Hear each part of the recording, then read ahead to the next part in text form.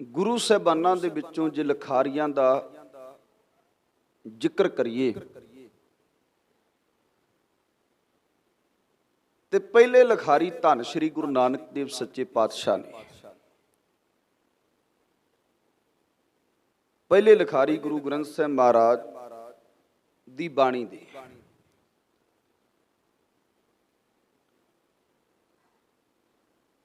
क्योंकि सतगुरु जी जेड़े शब्द नूं गाउंदे जैसी मैं आवे खसम की बाणी तैसड़ा करी ज्ञान मिला। खसम दी बाणी जदों सतगुरां दे हिरदे रूपी घर विच उतरदी है ते धन श्री गुरु नानक देव सच्चे पातशाह जी जिथे उस बाणी नूं गाउंदे आ ना उत्थे नाल मेरे सतगुरु जी उस पावन बाणी दे शब्दां नूं कागज दी हिक दे उपर कलम दे नाल उकर दिंदे लिख दिंदे।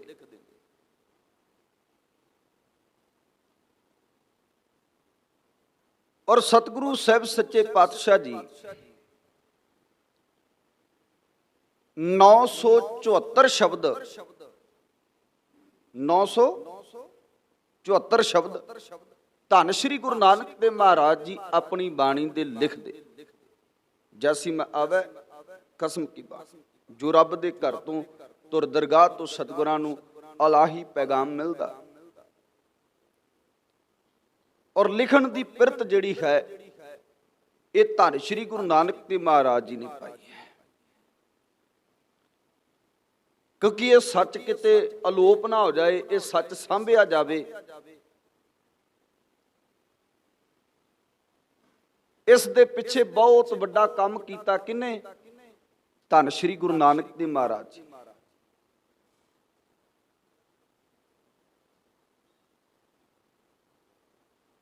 और वेखो जेड़े भगत साहिबानां दी बाणी एकत्र कीती है गुरु नानक साहब सच्चे पातशाह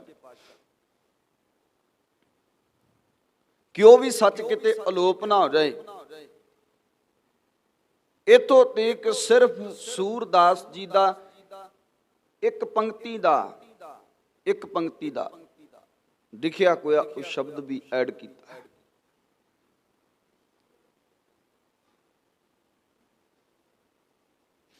एक शब्द एक पंक्ति भी सतगुरां ने छड्डी नहीं जिहदे अंदर कुछ सच लिखिया सी।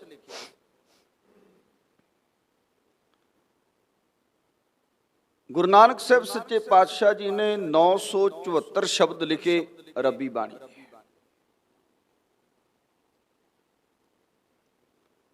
और सतगुरु जी गुरु साहिबाना चो पहले लिखारी ने गुरु नानक साहब सच्चे पातशाह जिन्हें पिरत पाई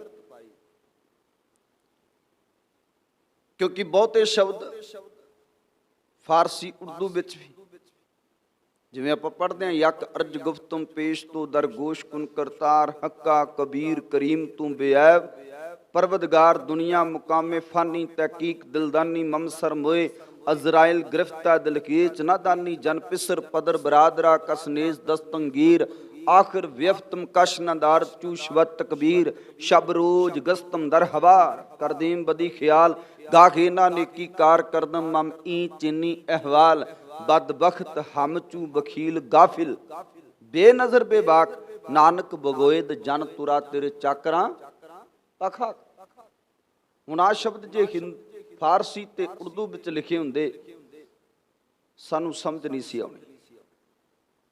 इसलिए गुरु नानक साहब सच्चे पातशाह तो बाद इस ग्रंथ लई वडमुला योगदान जे पाया है कि सानू ये बाणी पढ़नी सौखी हो जाए और सौखे तरीके दे नाल ये पावन बाणी दे शब्दां नू पढ़ सकीए। ते गुरमुखी लिपि दा जिन्ना आगाज कीता वो मेरे पातशाह धन श्री गुरु अंगद देव महाराज जिन्हां ने गुरमुखी लिपि दे हुण वेखो ना संस्कृत कह कह के पांडे ने लोगों को लुटिया। पांडा कहता संस्कृत का ज्ञान सिर्फ मैनू है होर किसी नू नहीं। संस्कृत का विद्वान मैं हाँ ਔਰ ਜਿਹੜੀ ਸੰਸਕ੍ਰਿਤ ਤੋਂ ਪਾਂਡੇ ਪੜ੍ਹਦੇ ਆ ਸੱਚ ਹੈ, ਉਹ ਸੰਸਕ੍ਰਿਤ ਜੇ ਸਾਡੇ ਕੋਲ ਹੁੰਦੀ ਅਸੀਂ ਨਹੀਂ ਸੀ ਪੜ੍ਹ ਪਾਉਣੀ, ਕਿਉਂਕਿ ਸਾਨੂੰ ਪੜ੍ਹਨੀ ਨਹੀਂ ਸੀ ਦੇਣੀ। ਉਹ ਕਹਿੰਦਾ ਤੇ ਸਿਰਫ ਪੰਡਤ ਪੜ੍ਹ ਸਕਦੇ ਆ, ਇਹ ਅਧਿਕਾਰ ਪੰਡਤਾਂ ਕੋਲ ਹੈ, ਵਿਦਵਾਨਾਂ ਕੋਲ ਹੈ, ਦੂਜਿਆਂ ਕੋਲ ਨਹੀਂ। ਇਹ ਜੂਲਾ ਵੀ ਗੁਰੂ ਨਾਨਕ ਸਾਹਿਬ ਨੇ ਕੱਟਿਆ। ਜੇ ਅੱਜ ਵੀ ਜਿੰਨੇ ਲੋਕ ਹੋਰ, ਜੇ ਮੈਂ ਕਹਾਂ ਕਿ ਜਿਨ੍ਹਾਂ ਨੂੰ ਸ਼ੂਦਰ ਕਿਹਾ ਜਾਂਦਾ ਸੀ, ਉਹ ਅੱਜ ਸੰਸਕ੍ਰਿਤ ਪੜ੍ਹ ਸਕਦੇ ਆ। ਉਹਨਾਂ ਦੇ ਆਪਣੇ ਮਦਰਸਿਆਂ, ਆਪਣੇ ਕਾਲਜਾਂ 'ਚ ਸ਼ੂਦਰ ਲੋਕ, ਜਿਨ੍ਹਾਂ ਨੂੰ ਇਹ ਸ਼ੂਦਰ ਕਹਿੰਦੇ, ਨੀਵੀਂ ਜਾਤੀ ਵਾਲੇ ਕਹਿੰਦੇ, ਪਰ ਕਿਹਦੀ ਬਦੌਲਤ? ਧੰਨ ਸ਼੍ਰੀ ਗੁਰੂ ਨਾਨਕ ਦੇਵ ਮਹਾਰਾਜ ਜੀ ਦੀ ਬਦੌਲਤ। ਸਤਿਗੁਰਾਂ ਨੇ ਵਡਮੁੱਲਾ ਯੋਗਦਾਨ ਪਾਇਆ ਗੁਰੂ ਅੰਗਦ ਦੇਵ ਪਾਤਸ਼ਾਹ ਨੇ ਕਿ ਅਸੀਂ ਇਸ ਬਾਣੀ ਨੂੰ ਸਰਲ ਤਰੀਕੇ ਨਾਲ ਪੜ੍ਹ ਸਕੀਏ। ਤੇ ਸਤਿਗੁਰਾਂ ਨੇ, ਗੁਰੂ ਅੰਗਦ ਦੇਵ ਪਾਤਸ਼ਾਹ ਨੇ ਗੁਰਮੁਖੀ ਲਿਪੀ ਦਾ ਆਗਾਜ਼ ਕੀਤਾ, ਗੁਰਮੁਖੀ ਲਿਪੀ ਨੂੰ ਲਿਖਿਆ। ਔਰ ਜਿੰਨੀ ਬਾਣੀ ਸੀ, ਇਸ ਬਾਣੀ ਨੂੰ ਗੁਰਮੁਖੀ ਲਿਪੀ ਦੇ ਅੰਦਰ ਸਤਿਗੁਰਾਂ ਨੇ ਲਿਖਣਾ ਸ਼ੁਰੂ ਕਰ ਦਿੱਤਾ। ਔਰ ਇਹ ਗੁਰਮੁਖੀ ਲਿਪੀ ਸਤਿਗੁਰੂ ਸਾਨੂੰ ਦੇ ਕੇ ਗਏ, ਗੁਰੂ ਅੰਗਦ ਦੇਵ ਪਾਤਸ਼ਾਹ ਆਪਣੇ 62 ਸ਼ਲੋਕ ਸਾਹਿਬ ਸੱਚੇ ਪਾਤਸ਼ਾਹ, ਕਿਉਂਕਿ ਜਿਹਨੂੰ ਮੈਂ ਕੋਡ ਕਰ ਰਿਹਾ, ਕਈਆਂ ਨੇ 63, ਕਈਆਂ ਨੇ 62 ਲਿਖਿਆ। ਪ੍ਰਿੰਸੀਪਲ ਹਰਭਜਨ ਸਿੰਘ ਜੀ, ਸਿੱਖ ਮਿਸ਼ਨਰੀ ਕਾਲਜ ਜਿਹੜਾ ਅੰਮ੍ਰਿਤਸਰ ਵਿੱਚ ਹੈ, ਉਹਨਾਂ ਦਾ ਜਿਹੜਾ ਬੇਟਾ, ਉਹ ਮੇਰਾ ਮਿੱਤਰ ਹੈ ਸਤਨਾਮ ਸਿੰਘ, ਉਹਨੇ ਕਿਤਾਬ ਦਿੱਤੀ ਸੀ ਇੱਕ, ਗੁਰਬਾਣੀ ਸੰਪਾਦਨ ਕਲਾ। ਉਹਦੇ ਵਿੱਚ ਡੀਪਲੀ ਡਿਟੇਲ ਵਿੱਚ ਗ੍ਰੰਥਾਂ ਦੇ ਜਿੰਨੀਆਂ ਬੀੜਾਂ ਕੁਈਆਂ, ਜਿੰਨੇ ਗ੍ਰੰਥ ਨੇ, ਬਕਾਇਦਾ ਉਹਨਾਂ ਦੀਆਂ ਫੋਟੋਆਂ ਵੀ ਖਿੱਚ ਕੇ ਵਿੱਚ ਪਾਈਆਂ ਕੁਈਆਂ ਨੇ, ਵੀ ਕਿਹੜੀ ਕਿਹੜੀ ਬੀੜ ਕਿਹੜੇ ਕਿਹੜੇ ਸਮੇਂ ਹੋਈ। ਸੋ ਅੱਗੇ ਵਿਚਾਰਨ ਦਾ ਯਤਨ ਕਰਾਂਗੇ, ਸਤਿਗੁਰੂ ਜੀ ਕਿਰਪਾ ਕਰ। ਉਹਨਾਂ 62 ਸ਼ਲੋਕ ਲਿਖੇ। ਸਭ ਸੱਚੇ ਪਾਤਸ਼ਾਹ ਧੰਨ ਸ਼੍ਰੀ ਗੁਰੂ ਅੰਗਦ ਦੇਵ ਪਾਤਸ਼ਾਹ ਨੇ ਯੋਗਦਾਨ ਪਾਇਆ ਤੇ 62 ਸ਼ਲੋਕ ਜੋ ਅਲੱਗ-ਅਲੱਗ ਰਾਗਾਂ ਵਿੱਚ।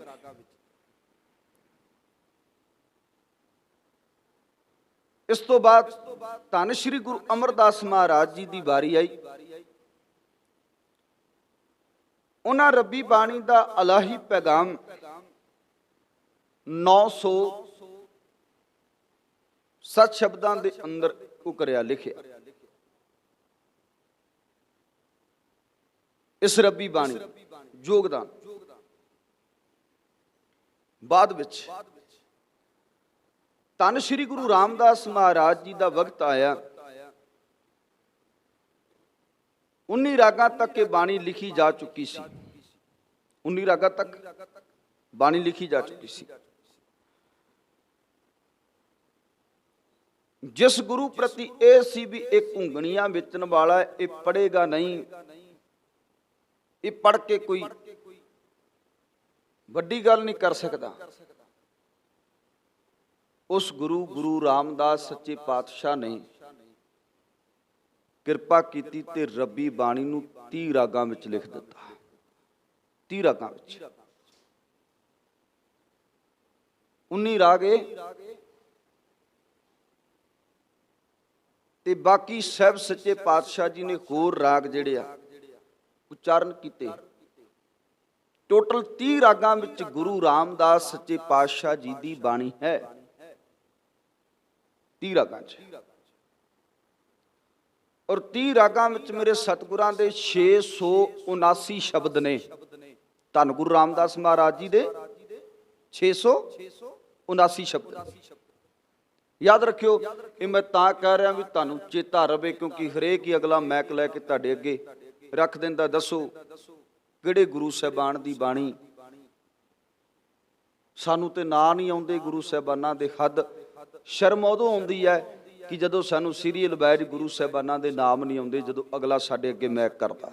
ਜਾਣੋ ਆਪਣੇ ਵਿਰਸੇ ਨੂੰ, ਆਪਣੇ ਧਰਮ ਨੂੰ, ਆਪਣੇ ਫਲਸਫੇ ਨੂੰ ਸਮਝੋ। ਜਿਨ੍ਹਾਂ ਗੁਰੂਆਂ ਅੱਗੇ ਸੀਸ ਝੁਕਾਉਂਦੇ, ਉਹਨਾਂ ਗੁਰੂਆਂ ਦੇ ਨਾਂ ਤੇ ਕਮ ਸੇ ਕਮ ਸਾਨੂੰ ਆਉਣੇ ਚਾਹੀਦੇ ਆ ਨਾ। ਸਾਨੂੰ ਇਹ ਤੇ ਪਤਾ ਹੋਣਾ ਚਾਹੀਦਾ ਨਾ ਕਿੰਨੀ ਬਾਣੀ ਉਹਨਾਂ ਦੇ ਰਚੀ, ਔਰ ਗੁਰੂ ਗ੍ਰੰਥ ਸਾਹਿਬ ਮਹਾਰਾਜ ਜੀ ਦੇ ਅੰਦਰ ਉਹਨਾਂ ਦੇ ਸ਼ਬਦ ਕਿੰਨੇ ਆ। ਮੈਂ ਤਾਂ ਜ਼ਿਕਰ ਕਰ ਰਿਹਾ ਕਿ ਸਾਨੂੰ ਚੇਤਾ ਰਵੇ। ਸਾਨੂੰ ਯਾਦ ਰਵੇ।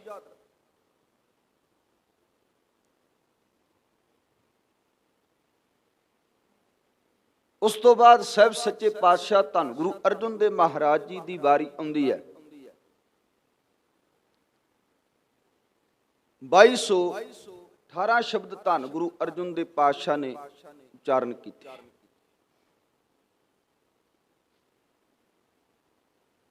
ਲਿਖੇ ਨੇ ਸ਼ਬਦ,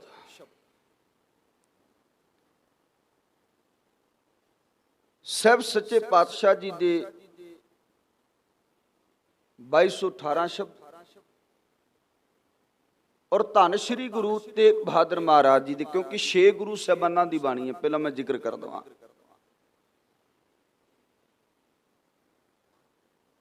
ਇੱਕ 116 ਸ਼ਬਦ ਧੰਨ ਗੁਰੂ ਤੇਗ ਬਹਾਦਰ ਮਹਾਰਾਜ ਜੀ ਦੇ, ਟੋਟਲ 4956 ਸ਼ਬਦ ਬਣ ਗਏ।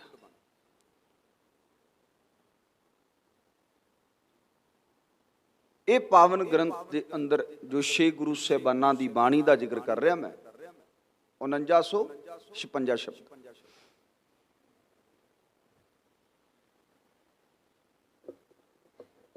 ਕਾਰਨ ਕੀ ਬਣਿਆ? ਕਿਉਂਕਿ ਪੋਥੀਆਂ ਦੇ ਅੰਦਰ ਬਾਣੀ ਪਹਿਲਾਂ ਲਿਖੀ ਗਈ ਸੀ, ਗੁਰੂ ਨਾਨਕ ਸਾਹਿਬ ਜੀ ਦੀਆਂ ਪੋਥੀਆਂ ਸੀਗੀਆਂ ਜੋ ਧੰਨ ਸ਼੍ਰੀ ਗੁਰੂ ਅੰਗਦ ਦੇਵ ਮਹਾਰਾਜ ਜੀ ਦੇ ਕੋਲ ਆ ਗਈਆਂ, ਤੇ ਗੁਰੂ ਅੰਗਦ ਦੇ ਪਾਤਸ਼ਾਹ ਨੇ ਉਹ ਬਾਣੀ ਨੂੰ ਸੰਭਾਲ ਕੇ ਰੱਖਿਆ, ਪੋਥੀਆਂ ਨੂੰ ਸੰਭਾਲ ਕੇ ਰੱਖਿਆ। ਆਪਣੇ ਵੀ 63 ਸ਼ਲੋਕ ਅਲੱਗ ਤੋਂ ਐਡ ਕੀਤੇ, 62 ਸ਼ਲੋਕ। ਉਸ ਤੋਂ ਬਾਅਦ ਧੰਨ ਸ਼੍ਰੀ ਗੁਰੂ ਅਮਰਦਾਸ ਮਹਾਰਾਜ ਜੀ ਦੀ ਵਾਰੀ ਆਈ, ਉਹਨਾਂ ਕੋਲ ਵੀ ਉਹ ਪੋਥੀਆਂ ਅੱਗੇ ਚਲੀਆਂ ਗਈਆਂ। ਫਿਰ ਸਤਿਗੁਰਾਂ ਨੇ ਵੀ ਉਸੇ ਤਰੀਕੇ ਨਾਲ ਬਾਣੀ ਨੂੰ ਲਿਖਿਆ, ਪੋਥੀਆਂ ਬਣਾਈਆਂ ਗਈਆਂ।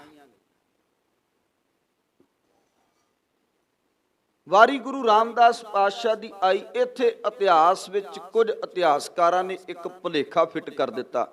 ਉਹ ਕੀ ਕਿ ਬਾਣੀ ਦੀਆਂ ਪੋਥੀਆਂ ਮੋਹਨ ਜੀ ਪਾਸ ਸਨ, ਮੋਰੀ ਜੀ ਪਾਸ ਸਨ, ਇਸ ਕਰਕੇ ਉਹਨਾਂ ਨੇ ਦੇਣ ਤੋਂ ਇਨਕਾਰ ਕਰ ਦਿੱਤਾ। ਅਲੱਗ-ਅਲੱਗ ਤਰੀਕੇ ਦਾ ਭੁਲੇਖਾ ਪਾਉਣ ਦਾ ਜ਼ਿਕਰ ਕੀਤਾ। ਪਰ ਮੈਂ ਇੱਕ ਗੱਲ ਕਰਦਾ ਕਿ ਜਿਹੜਾ ਬਾਪੂ ਕਿਸੇ ਨੂੰ ਆਪਣੀ ਗੱਦੀ ਦਾ ਵਾਰਸ ਬਣਾਉਣ ਲੱਗਾ ਹੈ, ਯਾਦ ਰੱਖਿਓ, ਜਿਹੜਾ ਸਾਡਾ ਪਿਓ ਹੈ, ਉਹ ਜਦੋਂ ਸਾਨੂੰ ਆਪਣੀ ਜ਼ਮੀਨ ਜਾਇਦਾਦ ਦਾ ਵਾਰਸ ਬਣਾਉਂਦਾ ਹੈ, ਜਦੋਂ ਉਹਨੂੰ ਪਤਾ ਵੀ ਹੁਣ ਮੈਂ ਚਲੇ ਜਾਣਾ ਹੈ, ਤੇ ਉਹ ਆਪਣਾ ਸਭ ਕੁਝ ਆਪਣੇ ਪੁੱਤਰ ਦੇ ਨਾਮ ਕਰਾ ਜਾਂਦਾ ਹੈ। ਕੋਈ ਵੀ ਚੀਜ਼ ਐਸੀ ਨਹੀਂ ਜਿਹੜੀ ਲੁਕਾ ਕੇ ਛੁਪਾ ਕੇ ਰੱਖੇ, ਦੱਸ ਕੇ ਜਾਂਦਾ ਸਾਰਾ। ਲਾਇਕ ਪੁੱਤਰ ਨੂੰ ਸਭ ਕੁਝ ਦੱਸ ਕੇ ਜਾਂਦਾ ਹੈ ਵੀ ਪੁੱਤਰ ਸਾਰੀ ਜ਼ਮੀਨ ਜਾਇਦਾਦ ਔਰ ਸਾਰਾ ਕੁਝ, ਸਾਰਾ ਖਜ਼ਾਨਾ ਆ ਤੈਨੂੰ ਦਿੱਤਾ। ਉਹ ਕਿਸੇ ਐਰੇ ਗੈਰੇ ਨੂੰ ਜਾਂ ਕਿਸੇ ਹੋਰ ਨੂੰ ਨਹੀਂ ਦੇ ਕੇ ਜਾਏਗਾ।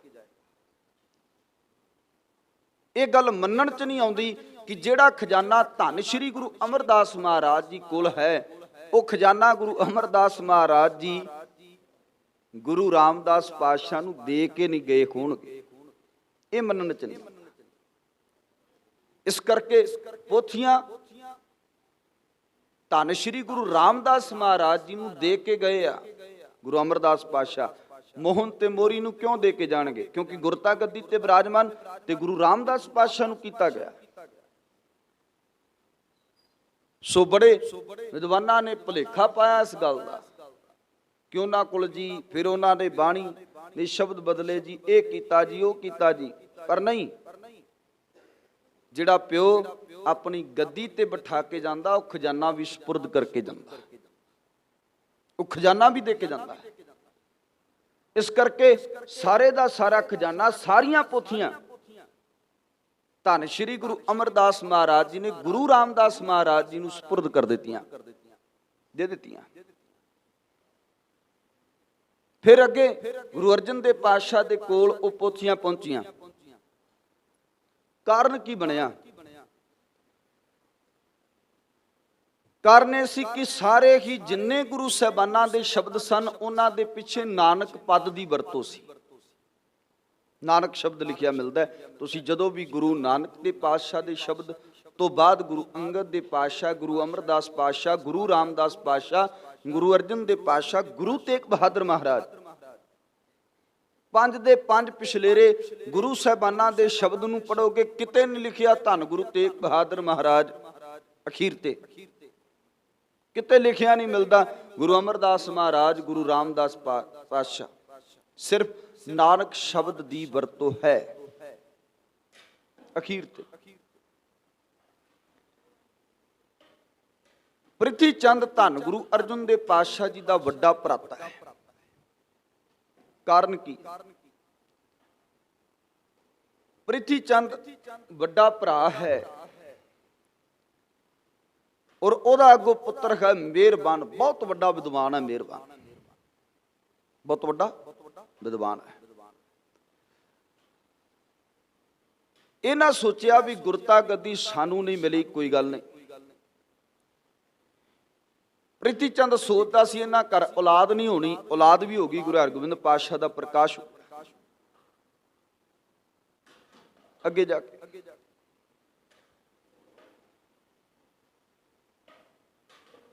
ਪਰ ਇਹ ਸੋਚਦਾ ਹੈ ਵੀ ਇੰਨੀ ਸੰਗਤ ਇੱਥੇ ਜੁੜਦੀ ਹੈ ਦਰਬਾਰ ਸਾਹਿਬ, ਕੀ ਕਰੀਏ ਕਿ ਸਾਡੇ ਕੋਲ ਵੀ ਸੰਗਤ ਆਵੇ। ਆਪਣਾ ਅਲੱਗ ਤੋਂ ਗੁਰੂ ਘਰ ਬਣਾ ਲਿਆ, ਪਰ ਗੁਰੂ ਘਰ ਇਕੱਲੇ ਬਣਾਉਣ ਨਾਲ ਤੇ ਸੰਗਤ ਨਹੀਂ ਸੀ ਆਉਣੀ, ਉਹਦੇ ਲਈ ਗ੍ਰੰਥ ਵੀ ਚਾਹੀਦਾ ਸੀ। ਇਹਨੇ ਫਿਰ ਆਪਣੇ ਪੁੱਤਰ ਮਿਹਰਬਾਨ ਨੂੰ ਥਾਪੀ ਦਿੱਤੀ ਵੀ ਚੱਲ ਤੂੰ ਬਾਣੀ ਰਚ। ਉਹਨੇ ਬਾਣੀ ਰਚੀ। ਕਹਿੰਦਾ ਹਰੇਕ ਸ਼ਬਦ ਪਿੱਛੇ ਨਾਨਕ ਪਦ ਦੀ ਵਰਤੋਂ ਹੈ ਤੇ ਆਪਾਂ ਵੀ ਸ਼ਬਦ ਆਪਣੇ ਲਿਖਾਂਗੇ ਤੇ ਨਾਨਕ ਪਦ ਦੀ ਵਰਤੋਂ ਕਰਾਂਗੇ। ਹੁਣ ਇੱਕ ਗੱਲ ਹੋਰ ਸੁਣ ਲਿਓ,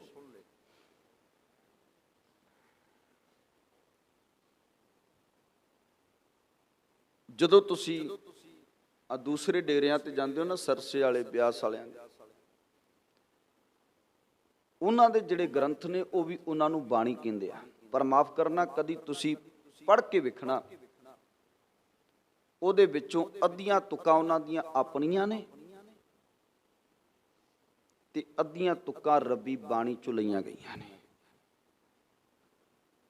ਜਿਹਦੇ ਕਰਕੇ ਲੋਕਾਂ ਨੂੰ ਇਹ ਟਪਲਾ ਹੈ, ਲੋਕਾਂ ਨੂੰ ਇਹ ਸਮਝ ਨਹੀਂ ਤੇ ਉਹ ਕਹਿੰਦੇ ਇੱਥੇ ਵੀ ਬਾਣੀਓ ਪੜ੍ਹੀ ਜਾਂਦੀ ਹੈ। ਪਰ ਇਹ ਦਰਅਸਲ ਬਿਲਕੁਲ ਨਰਾਦਰ ਹੈ ਗੁਰੂ ਦਾ,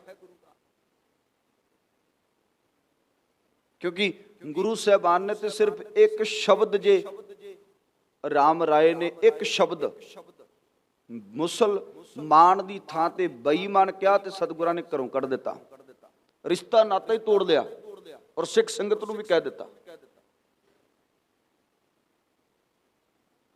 ਕਿਉਂਕਿ ਵੇਖੋ ਨਾ, ਸਾਡੇ ਕੋਲ ਤੇ ਏਡਾ ਵਡਮੁੱਲਾ ਖਜ਼ਾਨਾ, ਸਾਨੂੰ ਤੇ ਸਮਝ ਚਾਹੀਦੀ ਸੀ, ਪਰ ਲੋਕੀ ਫਿਰ ਵੀ ਬੇਸਮਝੇ ਹੋ ਕੇ ਬਾਣੀ ਕਹੀ ਜਾਣ ਤੇ ਮੂਰਖਪੁਣਾ ਹੈ। ਬਾਣੀ ਕੀ ਹੈ ਸਾਨੂੰ ਸਮਝ ਹੋਵੇ, ਬਾਣੀ ਕੀ ਹੈ ਕਹਿਣ ਤੋਂ ਮੁਰਾਦ। ਹੁਣ ਉਹੀ ਕਾਰਨ ਸੀ ਨਾਨਕ ਪਦ ਦੀ ਵਰਤੋਂ ਕੀਤੀ ਗਈ ਔਰ ਆਪਣੀ ਬਾਣੀ ਮਿਹਰਬਾਨ ਨੇ ਰਚੀ। ਉੱਥੇ ਕੇਸਰ ਸਿੰਘ ਸ਼ਿਬਰੂਰਾ ਨੇ ਜ਼ਿਕਰ ਕੀਤਾ, ਕਹਿੰਦੇ ਮਿਹਰਬਾਨ ਪੁੱਤਰ ਪ੍ਰਿਥੀ ਕਾ ਕਵਿਸ਼ਰੀ ਕਰੇ, ਪਾਰਸੀ ਹਿੰਦਵੀ ਨਾਲ ਸੰਸਕ੍ਰਿਤੀ ਪੜੇ, ਤਿੰਨ ਪੀ ਬਾਣੀ ਬਹੁਤ ਬਣਾਈ, ਭੋਗ ਸ਼੍ਰੀ ਗੁਰੂ ਨਾਨਕ ਜੀ ਕਾ ਪਾਈ। ਉਹ ਕਹਿੰਦੇ ਆ ਡੂਮ ਲੱਗੇ ਸ਼ਬਦ ਮੀਣਿਆਂ ਦੇ ਗਾਵਨ, ਜਿਹੜੇ ਸੱਤਾ ਤੇ ਬਲਵੰਡ ਜੀ ਕੱਢ ਦਿੱਤੇ ਕਿ ਆਪ ਚਲੇ ਗਏ ਵੀ ਅਸੀਂ, ਸਾਡੀ ਬੱਚੀ ਦਾ ਵਿਆਹ ਹੈ ਤੇ ਸਾਨੂੰ ਪੂਰੀ ਗੋਲਕ ਚਾਹੀਦੀ ਹੈ। ਮੇਰੇ ਸਤਿਗੁਰੂ ਜੀ ਕਹਿੰਦੇ ਬੱਚੀ ਤੁਹਾਡੀ ਨਹੀਂ ਮੇਰੀ ਹੈ, ਮੈਂ ਕਰਾਵਾਂਗਾ ਆਨੰਦ ਕਾਰਜ, ਪਰ ਸੰਗਤ ਦਾ ਪੈਸਾ ਨਹੀਂ, ਸੰਗਤ ਦਾ ਪੈਸਾ ਸੰਗਤ 'ਚ ਲੱਗੇਗਾ, ਵਿਆਹ ਮੈਂ ਕਰਾ ਦਾਂਗਾ, ਜੋ ਚਾਹੀਦਾ ਉਹ ਦਾਂਗਾ ਗੁਰੂ ਅਰਜਨ ਦੇਵ ਪਾਤਸ਼ਾਹ। ਪਰ ਇਹ ਨਹੀਂ ਮੰਨੇ, ਕਿਉਂਕਿ ਪ੍ਰਿਥੀ ਦੀ ਉਂਗਲ ਤੇ ਚੜੇ ਸਨ ਤੇ ਕਹਿੰਦੇ ਉਹੀ ਭਾਈ ਸੱਤਾ ਤੇ ਬਲਵੰਡ ਫਿਰ ਇਧਰ ਆ ਗਏ, ਡੂਮ ਲੱਗੇ ਸ਼ਬਦ ਮੀਣਿਆਂ ਦਾ ਗਾਵਣ, ਦੂਜਾ ਦਰਬਾਰ ਵੱਡਾ ਗੁਰਿਆਈ ਕਲਸ ਬਣਾਵਣ। ਦੂਜਾ ਦਰਬਾਰ ਖੋਲ ਲਿਆ ਪ੍ਰਿਥੀ ਚੰਦ ਨੇ, ਨਾਲ ਹੀ ਅੰਮ੍ਰਿਤਸਰ ਦੀ ਧਰਤੀ ਤੋਂ ਥੋੜੀ ਦੂਰ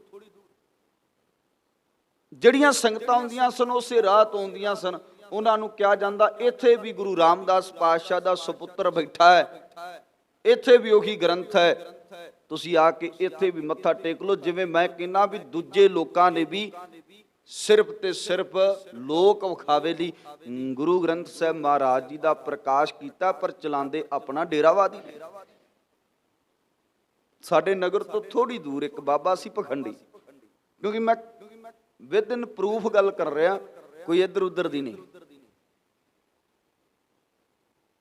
ਉਹਨੇ ਆਪਣੇ ਡੇਰੇ ਤੇ ਗੁਰੂ ਗ੍ਰੰਥ ਸਾਹਿਬ ਮਹਾਰਾਜ ਦਾ ਪ੍ਰਕਾਸ਼ ਕਰ ਲਿਆ। ਨਾ ਉੱਥੇ ਸੂਦਰ ਸਾਹਿਬ ਦਾ ਪਾਠ, ਨਾ ਨਿਤਨੇਮ ਸਵੇਰੇ, ਸਿਰਫ ਪ੍ਰਕਾਸ਼ ਕਰਿਆ ਸੀ ਲੋਕ ਵਿਖਾਵੇ ਲਈ ਵੀ ਸਿੱਖ ਕੌਮ ਇੱਥੇ ਆਵੇ। ਬਾਹਰ ਵੱਡਾ ਸਾਰਾ ਧੂਣਾ ਤਖਾੜਾ, ਉਹ ਜੋ ਸਿਸਟਮ ਚੱਲਦਾ ਹੈ ਚੌਂਕੀਆਂ ਚਾਂਕੀਆਂ ਵਾਲਾ, ਧਾਗੇ ਤਵੀਤਾਂ ਵਾਲਾ, ਉਹ ਸਭ ਕੁਝ ਨਾਲ ਵੈਦ ਪੁਣਾ ਵੀ। ਜਦੋਂ ਫਿਰ ਪਤਾ ਤੇ ਲੱਗ ਹੀ ਜਾਂਦਾ ਨਾ, ਸਿੰਘਾਂ ਨੂੰ ਪਤਾ ਲੱਗਾ ਤੇ ਫਿਰ ਆਏ ਪੂਰੇ ਗੱਡੀਆਂ ਭਰ ਕੇ ਦੋ। ਉਹਨਾਂ ਨੇ ਕਿਹਾ ਵੀ ਇਹ ਤੇ ਤੂੰ ਨਰਾਦਰ ਕਰ ਰਿਹਾ ਗੁਰੂ ਗ੍ਰੰਥ ਸਾਹਿਬ।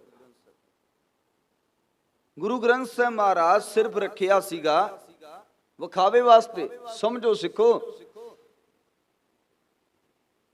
ਜਿਹੜਾ ਬੰਦਾ ਧੂਣੀਆਂ ਤਖਾਉਂਦਾ, ਚੌਂਕੀਆਂ ਭਰਦਾ, ਕੁਝ ਕਰਦਾ, ਉੱਥੇ ਜੇ ਗੁਰੂ ਗ੍ਰੰਥ ਸਾਹਿਬ ਪਿਆ ਤੇ ਸਮਝੋ ਉਹ ਬੰਦਾ ਨਰਾਦਰ ਕਰ ਰਿਹਾ।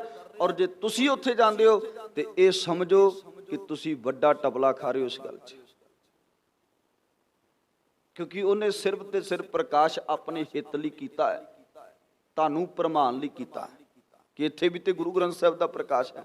ਹੁਣ ਇਹੀ ਗੱਲ ਪ੍ਰਿਥੀ ਚੰਦ ਨੇ ਕੀਤੀ, ਕਹਿੰਦਾ ਇੱਥੇ ਵੀ ਉਹੀ ਪ੍ਰਕਾਸ਼ ਹੈ, ਇੱਥੇ ਵੀ ਉਸੇ ਗੁਰੂ ਦਾ ਪੁੱਤਰ ਬੈਠਾ ਹੈ, ਇੱਥੇ ਵੀ ਦਰਬਾਰ ਉਦਾਂ ਦਾ ਹੀ ਬਣਾ ਦਿੱਤਾ ਜਿੱਦਾਂ ਦਾ ਦਰਬਾਰ ਸਾਹਿਬ ਸੀ।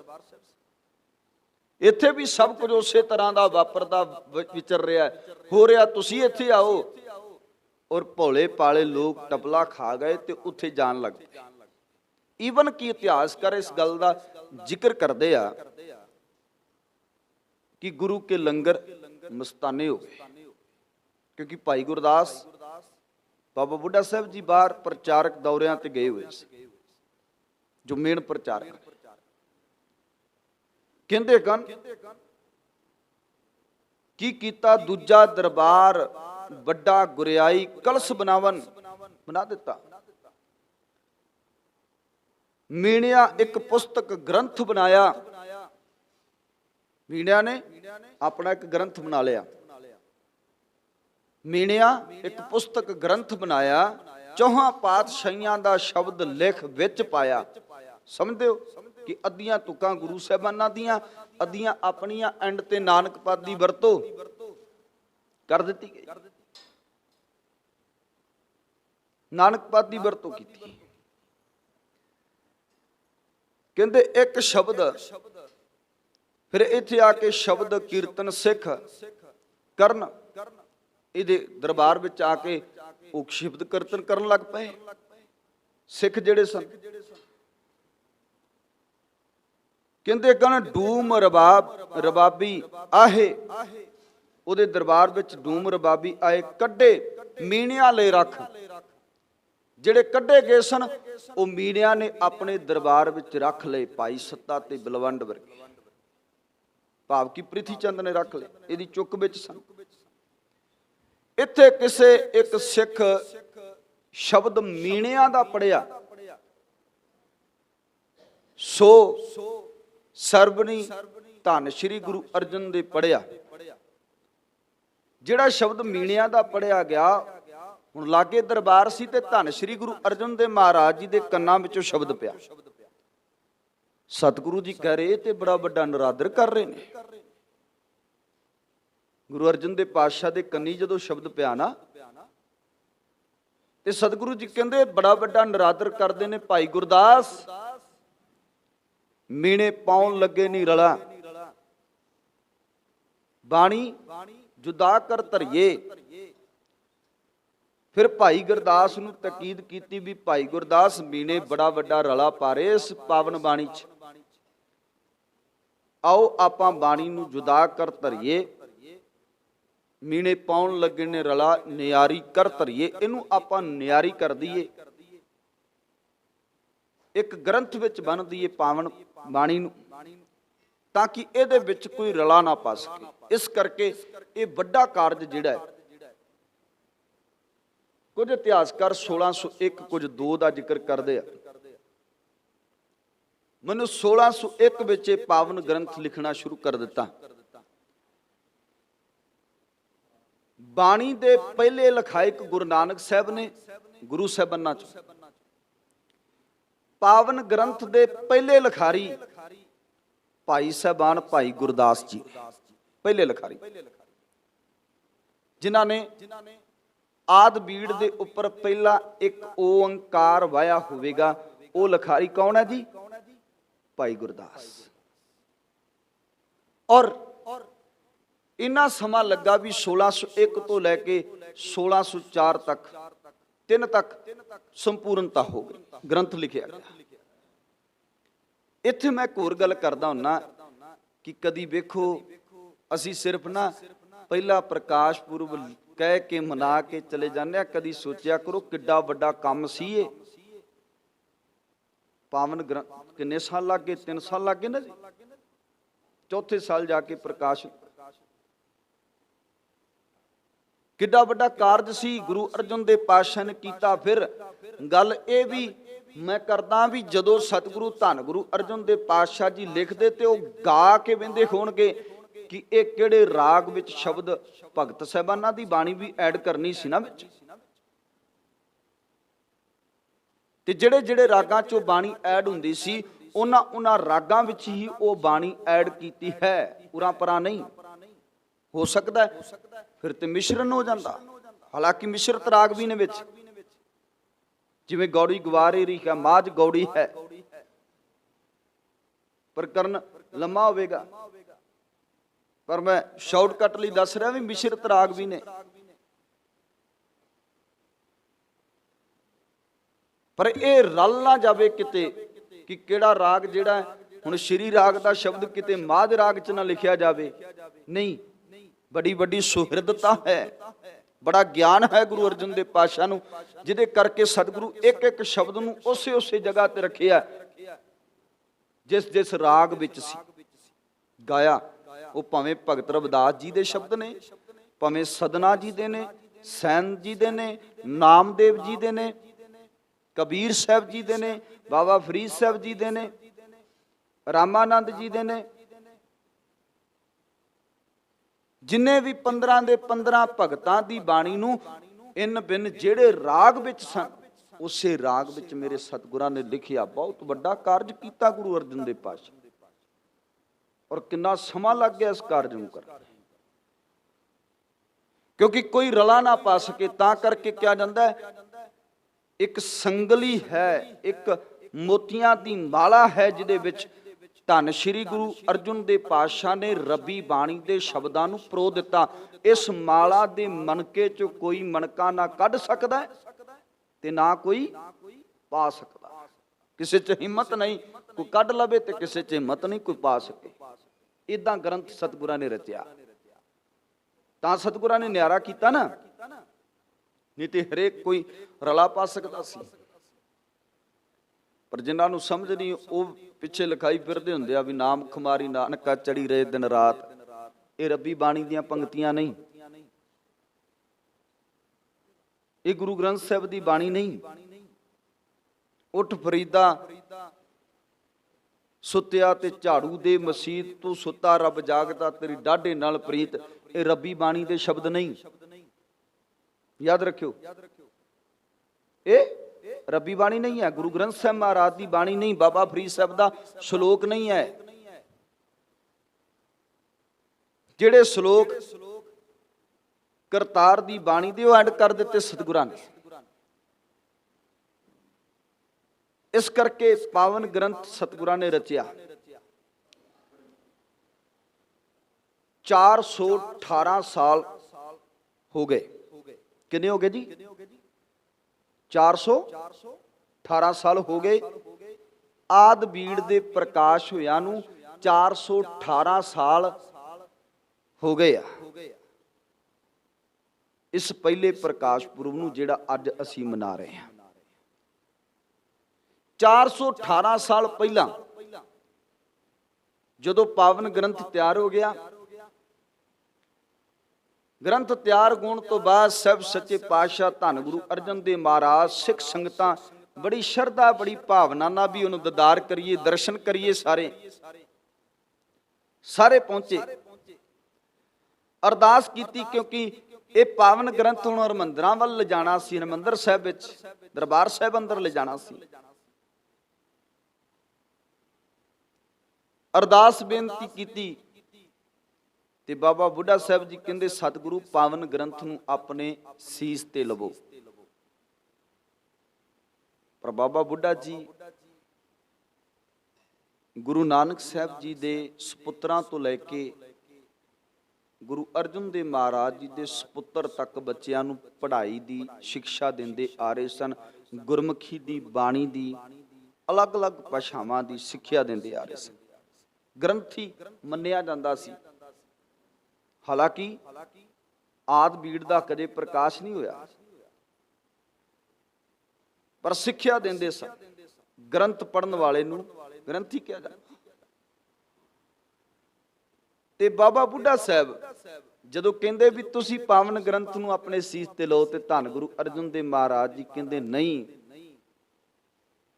ਤੁਸੀਂ ਤਤ ਬੇਤਾ ਹੋ, ਤੁਸੀਂ ਇੰਨਾ ਸਮਾਂ ਹੋ ਗਿਆ ਤੁਹਾਨੂੰ ਬਾਣੀ ਪੜ੍ਹਦਿਆਂ ਪੜ੍ਹਾਉਂਦਿਆਂ ਸਿੱਖਿਆ ਦਿੰਦਿਆਂ, ਇਹ ਪਾਵਨ ਗ੍ਰੰਥ ਤੁਸੀਂ ਆਪਣੇ ਸੀਸ ਤੇ ਰੱਖੋ।